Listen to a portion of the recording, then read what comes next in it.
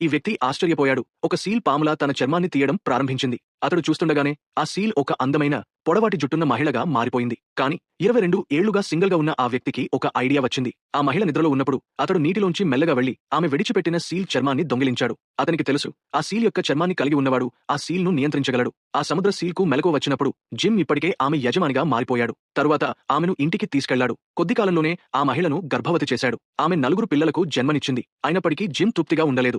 5వ బిడ్డ పుట్టినరోజు ఆ సముద్ర మహిళ ఊహించని అభ్యర్థన చేసింది, ఒక ఆయల తయారు చేయమని. జిమ్ ఆయల తయారు చేశాడు. ఆయలని తీరానికి తీసుకెళ్లి ఆ బిడ్డను అందులో ఉంచి జిమ్ కళ్ళు తెరిచేలోపే సముద్రంలోకి నెట్టింది. అది చూసి జిమ్ వెంటనే తన పడవని ఎక్కి బిడ్డ కోసం సముద్రంలో వెతకడం ప్రారంభించాడు. అదే సమయంలో అతని పెద్ద కుమార్తె ఆ సముద్ర మహిళ దగ్గరకు వచ్చి తండ్రి గదిలో ఒక అనుమానాస్పదమైన వస్తువును కనుగొన్నట్లు చెప్పింది. ఆ సముద్ర మహిళ వెంటనే అర్థం చేసుకుంది, అది తన సీల్ చర్మమే అయి ఉండొచ్చని. జిమ్ బిడ్డ కోసం సముద్రంలో వెతుకుతున్నప్పుడు నీటిలో ఒక్కసారిగా ఒక సీల్ కనిపించింది. అది అందంగా, నెమ్మదిగా నీటిలో తేలుతూ కదిలింది. దాని శరీరం ముదుగా మెరిసిపోతూ కనిపించింది. కాని దాని చూపు అత్యంత పరిచయమైనదిగా అనిపించింది.